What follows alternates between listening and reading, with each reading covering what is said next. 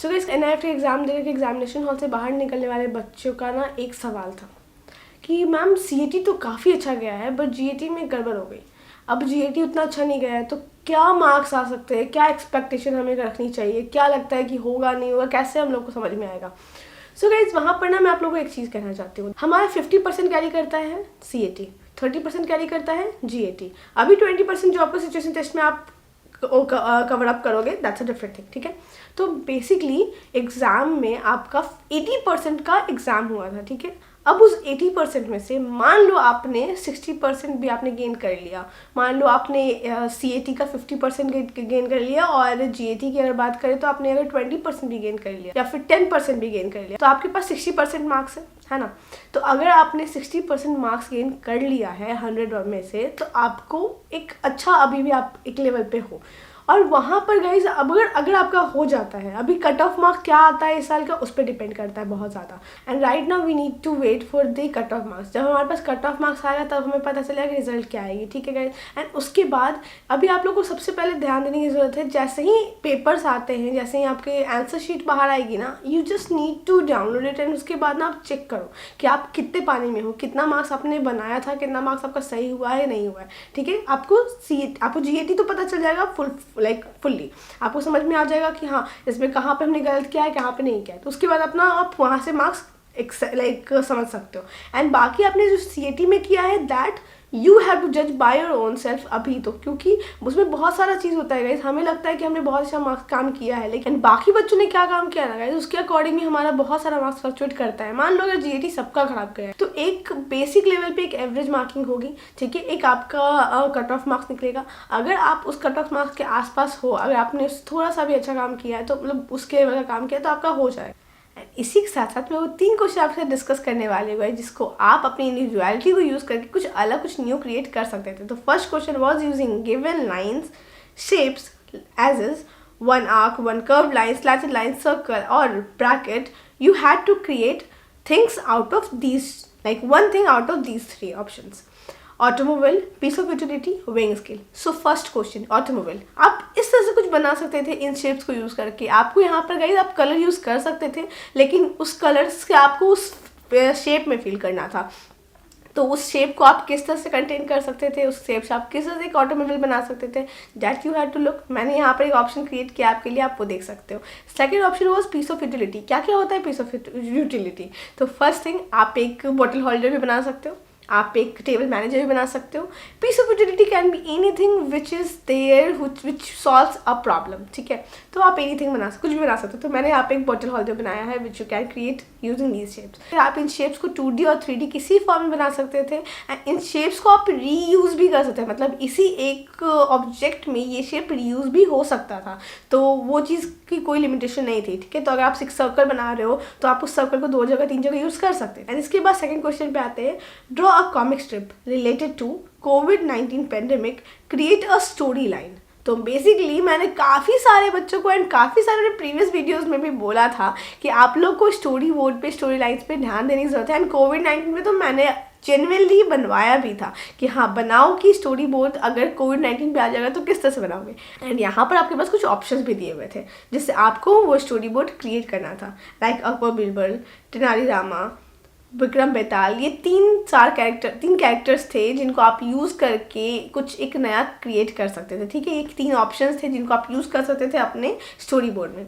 सो अगर मान लो हम पेंडेमिक की बात करते हैं तो हमें मालूम है किस तरह से पेंडेमिक आया था, क्या क्या चीज़ें होती थी। लोग मास्क पहनते थे, कोई घर से बाहर निकलता था तो उनके पीछे पुलिस पड़ जाती थी, पुलिस उनको बहुत लाठीचार्ज कर रही थी, बहुत सारी चीज़ें हो रही थी। तो वो हम लोग एक स्टोरी लाइन में दिखा सकते थे ईजिली, ठीक है। अगर आपने ये किया है अच्छे से तो all the best for your result. So third question was using the shape rectangle, circle, teardrop, hexagon, right angle triangle, design any one without slicing the shape। तो अभी यहाँ पर गाइस क्या है, आपको जग बनाना है, आपको नेल कटर बनाना है, या फिर पर्सनल कंप्यूटर, या फिर एक लेटर बॉक्स बनाना है, ठीक है। आप इन सब में से कोई भी चीज़ बना सकते थे यूजिंग दीज थिंग्स। एंड उसमें से guys you can use multiple and can change the size. मतलब आप उस चीज़ का, उस एक प्रोडक्ट, अगर आपने रेक्टेंगल यूज़ किया तो उसका आप साइज़ चेंज कर सकते हो, ठीक है। वो सब आप कर सकते थे। तो यहाँ पर गाइस आपको एक प्रॉपर कुछ ऑब्जेक्ट दिया गया है जो ऑब्जेक्ट आपको बनाना है। अभी एक नेल कटर हर शेप में आ सकता है, तो आप वहाँ पर कौन कौन सा शेप यूज़ करोगे वो आपको सोचना है, ठीक है। आप उसको अच्छे से फंक्शनल भी दिखा सकते हो, उसमें क्या क्या फंक्शंस हैं, उसके अंदर आप क्या क्या फंक्शंस ऐड कर रहे हो। एंड एक और चीज़ guys, first question and third question में आप प्रॉपर कलर यूज़ कर सकते थे, कोई रिस्ट्रिक्शंस नहीं था कलर के मामले में। अगर आपने यूज़ किया है तो बेस्ट ऑफ लक। एंड उसके बाद गाइज ये जो 4 ऑप्शन थे ना, जब आप ये बना रहे हो तो उसमें मैं आपके पास एक चीज़ बोलूँगी कि हमारे पास कुछ कुछ शेप्स हैं जो हम लोग हमेशा अपने घर पे अपने आसपास देखते हैं। ये जितनी भी चीज़ें हैं वो हमने देखी हैं कहीं ना कहीं, तो आपको उनमें से एक ही बनानी थी। अगर आप नेल कटर बना रहे हो ना, तो आप उसमें टीयर ड्रॉप के शेप में बना सकते हो, रेक्टेंगल शेप में बना सकते हो, और किसी भी शेप में बना सकते हो। आपने किसी भी क्लाइंट के लिए बना सकते हो, ठीक है। प्रोबेबली इसके लिए आपको मेंशन करने के लिए भी दिया हुआ होगा, तो आपने अगर उसको अच्छे से किया है तो आप इसको अच्छे से रॉक करोगे, बिलीव मी। एंड ये 3 क्वेश्चन थे जिसको अगर आपने अच्छे से बनाया है तो I know it will be like nailing the exam. So all the best for the result now. And I know guys, आप में से काफ़ी सारे बच्चों का ना ये वाला पार्ट तो क्लियर हो जाएगा, लेकिन अब बात आती है सिचुएशन टेस्ट की, जो कि एक ऐसा चीज़ है ना जिसके कारण आपका मार्क्स निफ्ट कांगड़ा से निफ्ट दिल्ली पहुंच सकता है, निफ्ट कोलकाता से निफ्ट मुंबई पहुंच सकता है। तो अगर अब आप उस पर ध्यान नहीं दोगे तो आपका बहुत दिक्कत आ सकती है। तो अब आपको करना है अपने सिचुएशन टेस्ट में फोकस। तो उसके लिए आप कर सकते हो एक बहुत छोटा सा काम, आपको करना है वाउनिस विंग्स को ज्वाइन।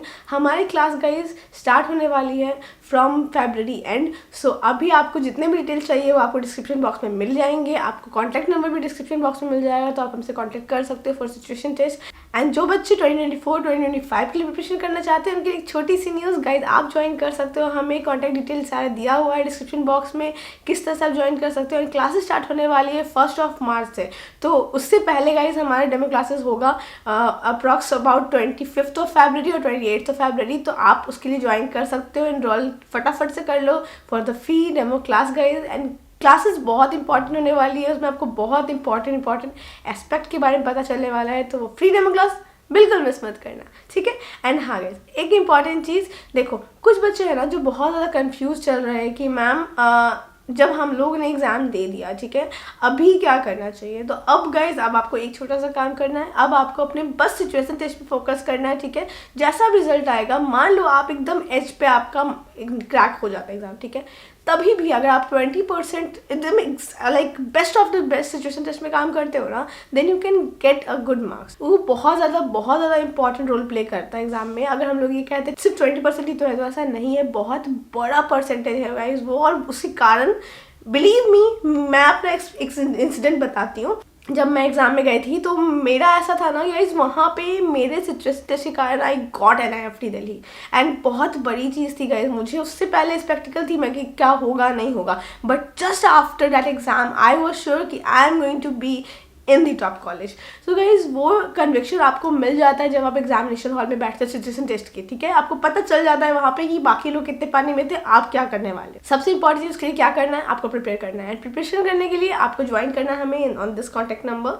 एंड उन बच्चों के लिए एक छोटी सी बात, जो बच्चे अभी डिसहार्टेंड बैठे हुए हैं कि नहीं हुआ मैम, जो भी अच्छा नहीं गया वगैरह वगैरह, तो गाइज मैं आपको एक चीज़ कहना चाहती हूँ, यू नेवर नो कि what is coming next to you. So just wait for the result first and then think of it कि किस तरह से आप इसको आगे कैरी फॉरवर्ड कर सकते हो। अगर आप सेकेंड अटेम्प्ट देना चाहते हो तो उसके लिए आप क्या क्या बेहतर करोगे, ठीक है। आपको मैंने कुछ इंपॉर्टेंट चीज़ें हैं जो पहले भी बताई हैं, जो आज भी बोलूँगी और आगे भी बोलूँगी, कि कुछ चीज़ें हैं गाइज जो आप हमेशा याद रखा करो, जो कि ऑब्जर्वेशन।